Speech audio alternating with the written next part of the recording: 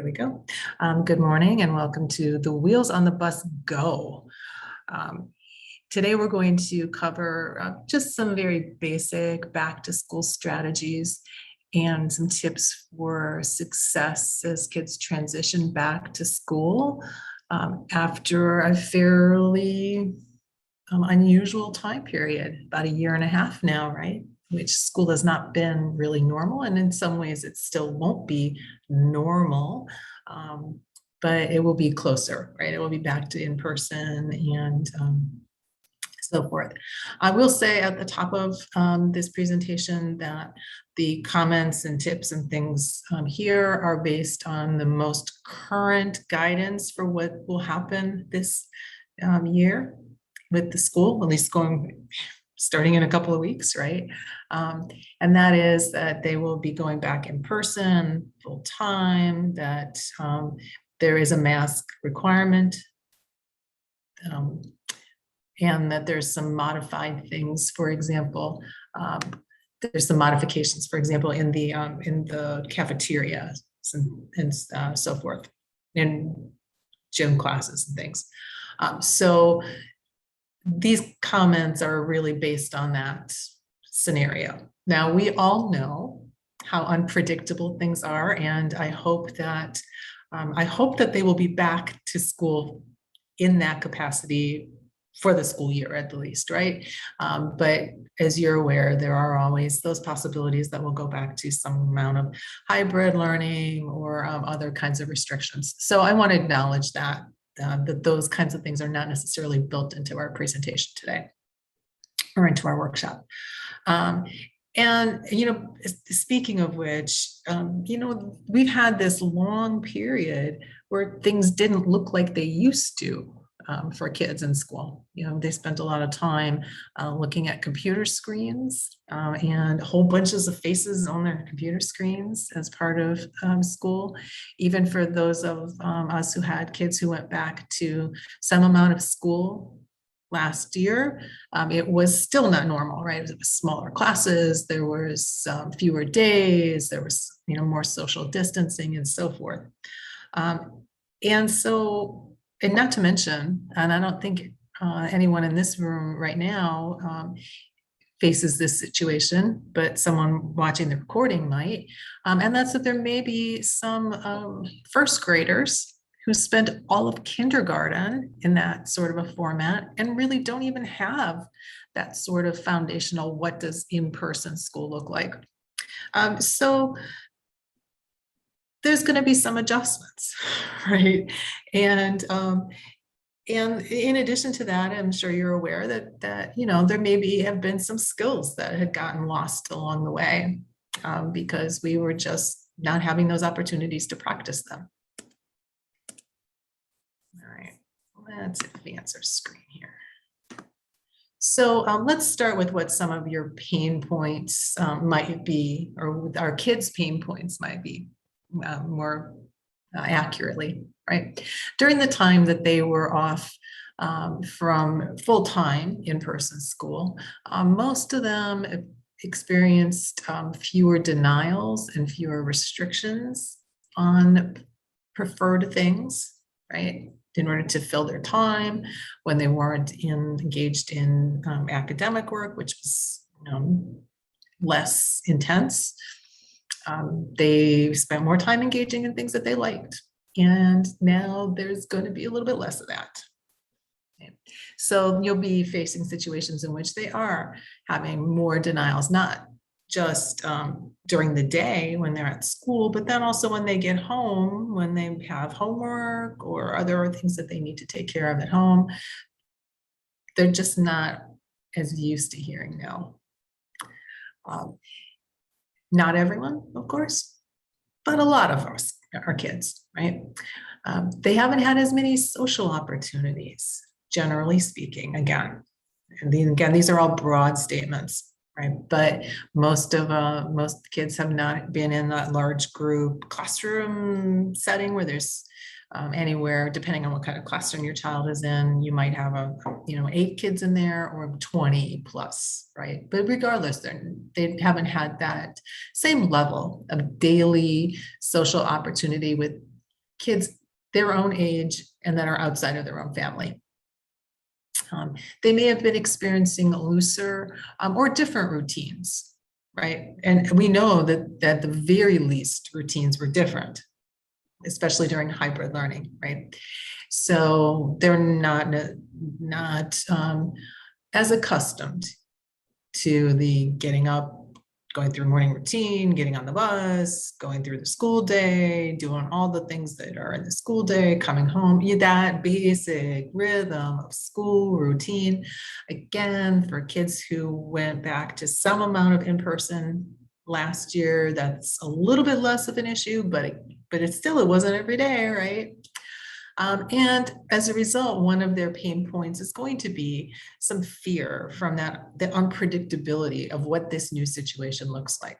And that's a thing that's going to come up in the beginning. And of course, as they get more accustomed to the school year, that will decrease. But we have that situation every year when they go back. So maybe they have a new teacher, maybe there are new kids in their classrooms, et cetera, right? So it's not a completely novel situation.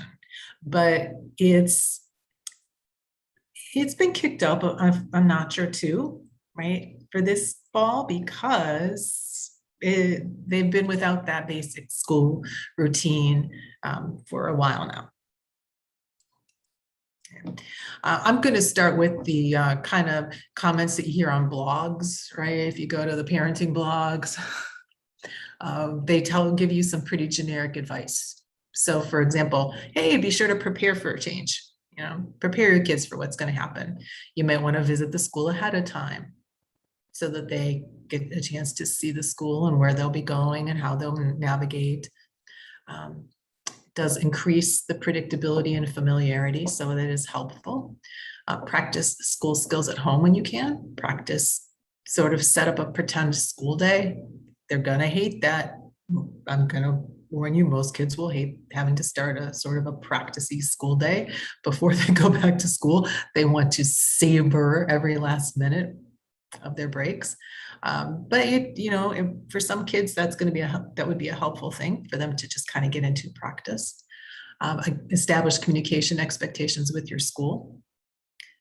Again, like I said, these are generic sorts of tips that come from just basic anywhere on the internet, right? But this is something that you probably already know, which is that you should have, good communication with the school and set up those expectations with the teachers ahead of time so that you know how they will communicate to you about any issues that are happening at school. You can communicate to them what kinds of things you're seeing at home that might impact the educational experience and so forth. And then everyone's favorite, which is to reestablish those bedtime and waking routines. And I'm going to admit to you as a parent, I never did this. My kids pushed against that until the very last minute. They're like, no, Mom, just let us have our last week. And I did. But it really, you have to kind of know your kid and read your kid as to whether that's a thing that you need to reestablish ahead of time. And for a lot of our kids, it does help. Routines in general can help, right? We know that by establishing a new and predictable routine, we can help to lessen their anxiety about what's going to happen.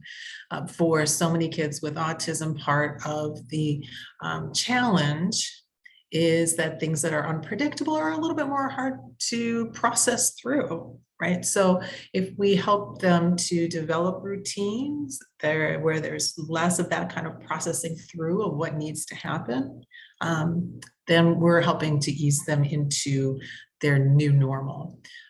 And again, easing into routines as much as possible isn't a bad thing, right? A change into a brand new routine can be as disruptive as there being no routine, right? From a 0 to 60, no routine, here's your brand new routine, right? That's, that's pretty much as bad as like, I don't know what's going on, right? Because it's still a situation where it's brand new. So easing into those new routines, adding a few pieces, starting with maybe bedtime and morning routines, and then practice how you're going to have, where breakfast is going to happen, and and the other things, just like adding things in, right? For those children who are vocal verbal, you might review how their routine will be and how it will be different as a way to add some predictability to their schedules and to their lives. Think through, though, what your typical routine will look like so that you can share that appropriately. So, there'll be a morning routine, there's bus pickup procedures and other transportation changes that might be happening. Maybe they'll have to go to a different bus stop than they used to go to. Build that into that easing into that routine. Maybe part of easing into the routine is you start with the morning routine of getting ready, then you add in the breakfast piece, and you add in walking to the bus. And especially if that's a new bus stop, like even if there's no pickup yet, right? You're just practicing, but you're walking down to where that new bus stop will be, and so forth. Any things that you happen to know about the classroom schedule and routines? Most schools don't release that information this early in terms of like what their blocks will look like and so forth. But if you have access to that information included in the information you're providing to your child, any information you have about new routines introduced by the school, hand washing routines, lunch, I think, is going to be a particular thing, because what I've been hearing is that they're supposed to they can remove their masks in order to eat, but then when they're not eating, when they're finished eating, they're supposed to put the masks back on in the cafeteria and so forth. And so those kinds of things are things that we can help to prepare a little bit ahead of time, like, hey, you're going to have to wear your mask. And we'll get to masks in a minute. And again, not every kid is vocal, verbal, and can understand that kind of just basic instruction. So we'll talk a little bit about that too.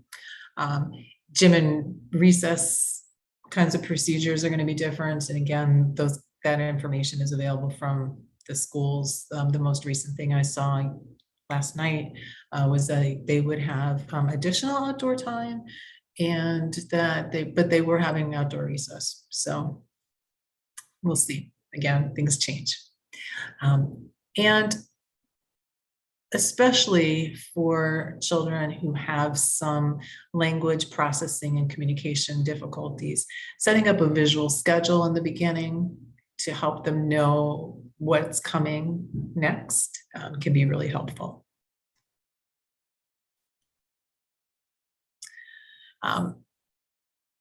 One of the things that has substantially impacted our kids over this hybrid learning and just the general social restrictions of the pandemic have been their social skills.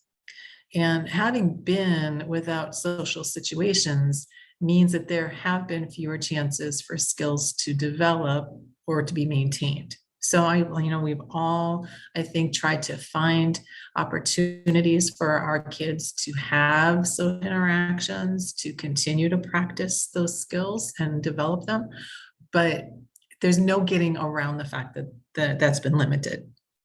Right? So what can you do about that? Well, the fact that they're going back to school is going to give them a whole bunch of new social interaction opportunities. But think about what I just said, right? That they've had fewer opportunities to practice them. So now we're in that situation where there are more of them. They're a little rusty, right? So finding ways for them to work on those social things outside of school is actually going to be really helpful to them. I know a lot of folks have probably been thinking about, oh, thank goodness, once my kids go back to school, they're going to have all these social opportunities, and I won't have to worry about finding social opportunities for them, and they'll be good. And what I'm telling you, and what I know it seems not intuitive, but what I'm saying is that, actually, at least in the beginning here, that's not the case, because they're having more social opportunities at school, and because they're not practiced at those social interactions, the more outside opportunities we can provide them, the better. So working on social things at home, for example, conversations, being creative and finding ways for your child to socially interact. So going on outdoor activities, going to the playground. For some kids, having online games and video games that have an interactive and social component to them can be helpful. But again, that's not that face-to-face thing, right? It doesn't replace that. Attending social skills groups. So if they have the opportunity to come to group at the office or through their church or through some other community organization, go ahead and get them involved in that. Scouts, I can think of a whole bunch of things off of the top of my head, but the more opportunities that they have even outside of a school, the more that they will be able to be successful with their interactions within the school. Now, I'm going to pause for a moment and talk about the elephant in the room, which is that school will look different, right? And you have to be prepared for evolving and changing requirements. And I wish I had some really good advice for how to be responsive and very fluid, because we all know that when these changes happen, we don't always get a lot of heads up about them. But you can always reach out, right? And we can reach out to your BCBA or reach out to other parents or things like that to talk about ways if you're having difficulty with a short notice change back to some level of hybrid learning or things like that. They will be wearing masks in school. My understanding is that they won't necessarily be specifically social distancing, though if they are, we can talk about at that time some ways to teach social distancing by giving them some cues about how to do that. I encounter many children who have difficulties with I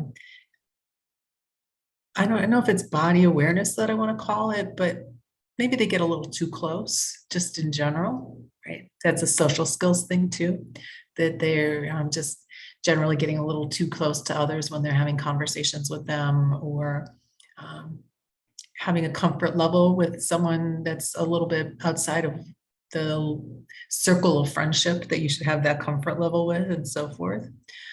So that social distancing thing, if they go back to a situation where they're requiring that, may take some work. And you can talk with your BCBA and with the teachers as well about what to do in those situations.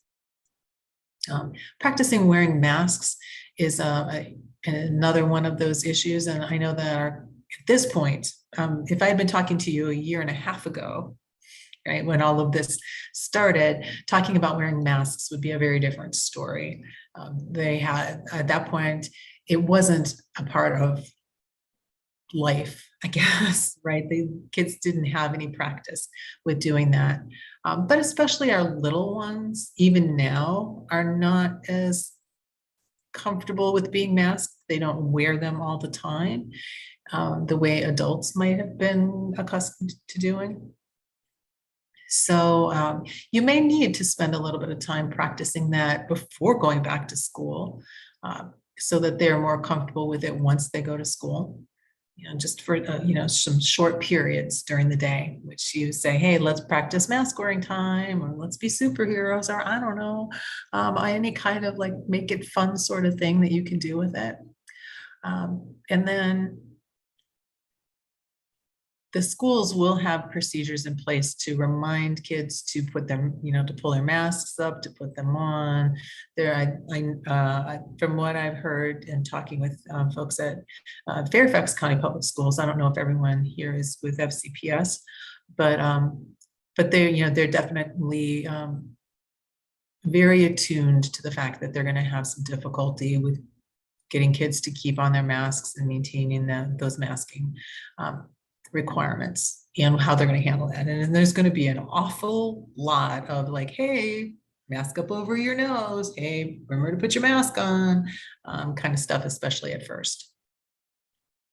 All of that said, if you have particular concerns, you should not hesitate to go and talk to the school about them. You should, call the teacher, call the administration, ask questions about how they'll handle specific kinds of situations. so that you can feel comfortable and safe about your child going back into that school setting.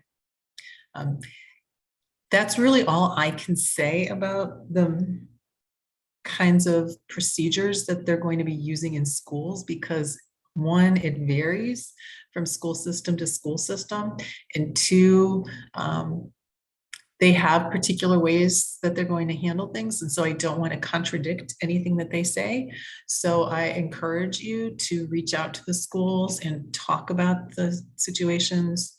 If you have a child who, is not comfortable wearing a mask, talk to your behavior analyst about what we can do to help with that procedure of getting them used to wearing a mask. And let's hope that by following all these rules, they'll be able to stay in the in-person classrooms. That's like, everyone's got fingers crossed on that, right?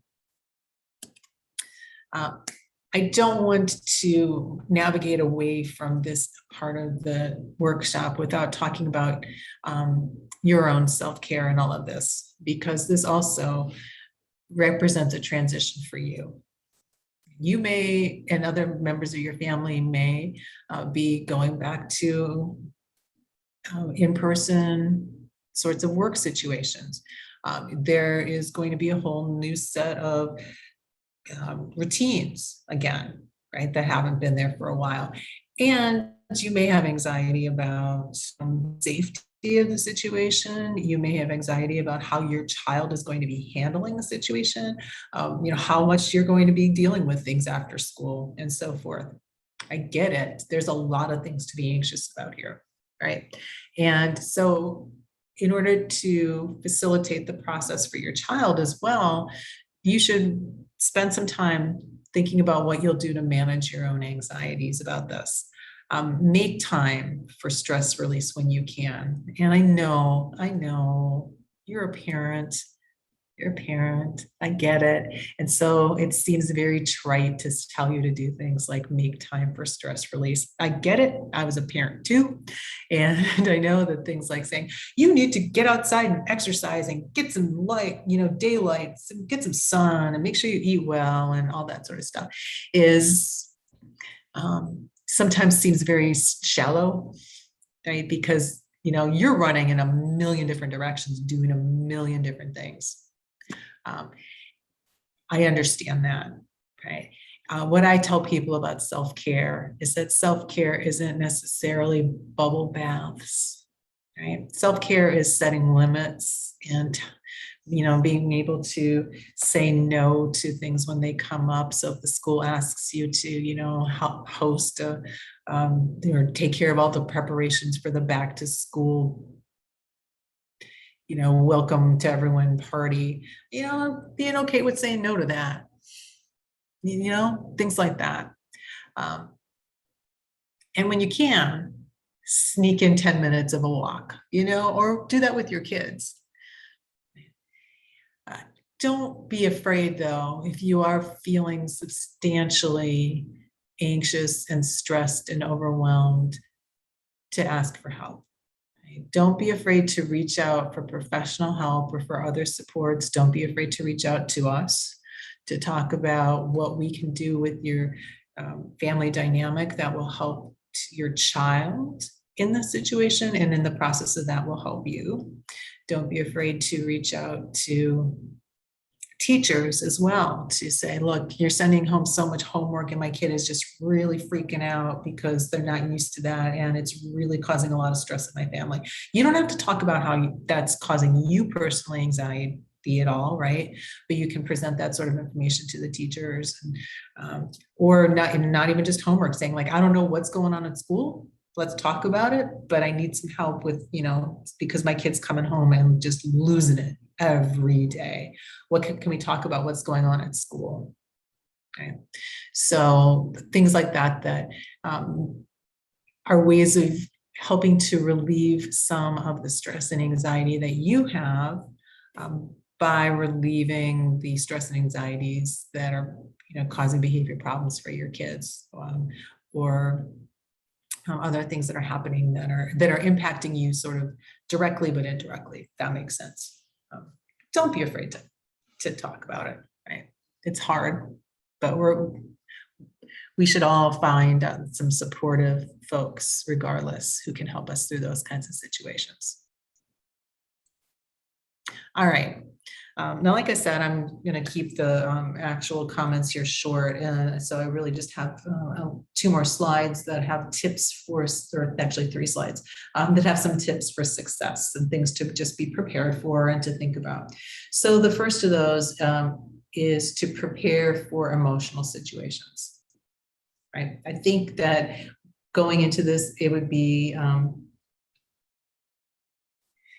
you know, we could say, oh, everything's going to be roses, right? But it's probably not, right? The realistic thing is that you're going to have situations where there's emotions. Things happen at school, or the kids are overwhelmed, or, you know, they're being denied access to something. Emotions are going to happen. So be prepared for that. Listen empathically and non-judgmentally if your child wants to talk about it, if your child is in a position where they can talk about it, and be patient, because remember that they're going through a very big transition here too. And again, I know that you are also stressed and overwhelmed, so that patience piece can be asking a lot sometimes, but the more patient and calm we stay in those situations, the more we're helping our kids too. You can talk with them and practice calming strategies that have worked in the past, such as deep breathing or listening to music, asking for a break or asking for and going on a walk, anything that sort of seems to help to bring situations down. And if you don't have calming strategies for your kids, that's an excellent thing to talk to your behavior analyst about. They can help your child to identify things that work for them. And when you do talk about things, focus on positive things related to school. Right? The more positive we stay about the situation, the more positive we stay about this transition as we talk with them, the better that will be. The second tip is to keep your expectations reasonable. Remember, they have gone through a period where their learning has been disrupted. It is not, even though there was school last year, it was not normal school, right? And there are many, many kinds of skills that they have not been able to keep as sharp as they normally would. So keep your expectations reasonable at the beginning of this school year. If your child is having more problems with something than they used to, yeah, well, maybe that's because we haven't had a chance to really keep that skill sharp. Right. So keep that in mind when they're struggling with things, even things that they seem to have previously been able to do. Consider your child's developmental level and the chronological age of your child. So when you're talking with them about things, for example, keep the explanations simple and concrete, and talk with them in a way that is just very direct. Not direct's not the right word. Simple, I guess, is the best way to describe that. And avoid the like abstract language and over explaining. Words can, you know, that over explaining thing, like too many words, it starts to sound like Charlie Brown's teacher, right? Like, wah, wah, wah, wah, wah, wah, wah, wah, wah. They just keep talking. You know, keep it to the point, and listen carefully to your child's specific concerns and tailor your responses to them. So, you know, instead of, you know, broad sweeping statements like, well, school's really important because you need to learn, right? If the child is saying, you know, I'm having a hard time with moving between classrooms. It makes me very, very frustrated and I get confused, right? Talk about how to address moving between the classrooms, not just that blanket statement like, you got to get used to school. School's really important, and that's just a part of school, right? Tailor the response specifically to what they're concerned about. And you can use social stories and photographs and things like that as reminders. You know, you don't, and like, as I said, you could use visual schedules as well, right? Things that help to keep the expectations manageable and help them to meet those expectations. And finally, I want to encourage you to let them have decompression time when they get home.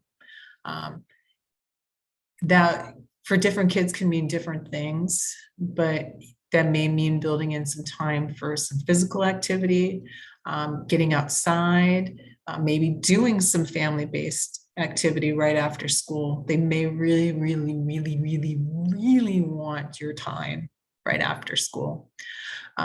Take them on outings when you can after school to just ease that transition and make it a little bit more like what things were like during the pandemic times. I mean, not outings, obviously, but you know what I mean? Like, give them some of those things that they're missing now that they're back in that 5-day classroom routine. They might need some time to just chillax. They might need a little bit of time for, running around outside. They might need your time specifically to talk and to unpack and to get things out. Different kids need different things, and take the time to find out what that is for your child and